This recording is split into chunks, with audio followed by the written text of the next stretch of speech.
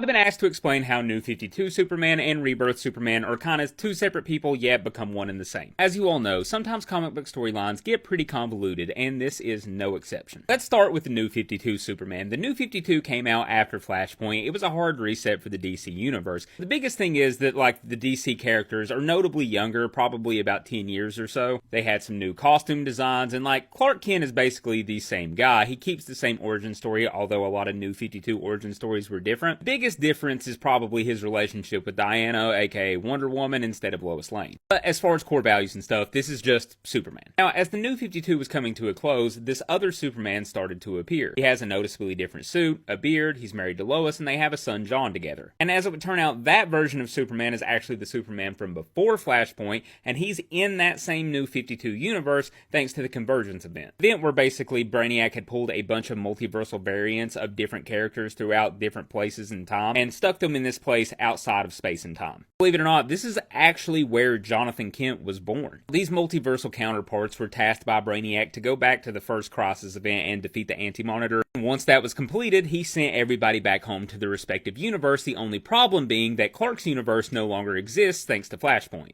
That is how Clark, Lois, and John end up in the New 52 universe. Now, they take up the last name of the Whites instead of the Kents, live on a small farm, and realizing there's a Superman out there doing the job, Clark just focuses in on being a father and hangs up the red and blue tights. Still Supermaning here and there as he adopts the black suit to be more stealthy if he is to go out and help people. Now, this all leads up to the point where New 52 Superman dies essentially of kryptonite poisoning in a big fight. Notice there's a red life essence coming out of him as he passes. That'll be important later.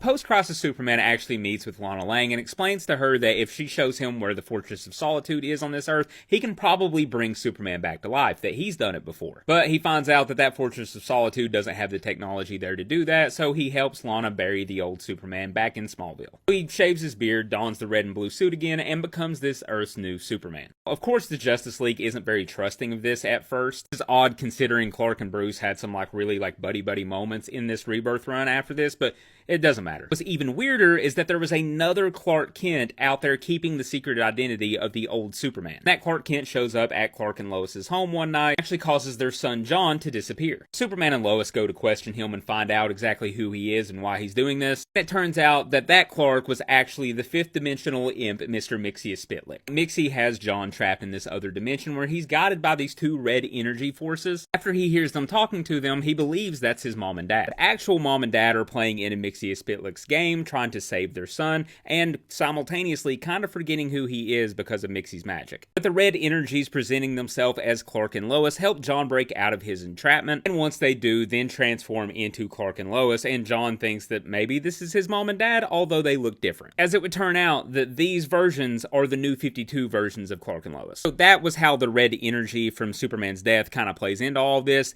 This also, I should explain that Lois is a part of this too, because when New 52 Clark died and that red energy left his body, it actually hit Lana and Lois as well, giving them Clark's powers and allowing them to be superwomen, which was really short-lived for Lois as she suffers the same fate as the New 52 Superman, kind of turns to stone, red energy leaves her body, and that's how she ended up here. Even though the New 52 versions of Lois and Clark don't know John, they're still trying to protect him from Mixie because they can tell obviously he's really distraught. While they're fighting Mixius Spitlick, the real versions of John's parents showing up as blue energies start talking to John and telling him what he has to do. But after they defeat that mischievous fifth dimensional imp, John starts telling the New 52 versions of Clark and Lois about how they had him, how they're his parents, and trying to make them remember who he is, essentially. Now, he's begging them to remember and then telling them there's a piece of themselves that is missing that's floating around here, some kind of light energy. And as he's doing so, you can actually see the physical versions of the post-crisis Clark and Lois stepping into the bodies of the New 52 versions of themselves and then kind of merging into one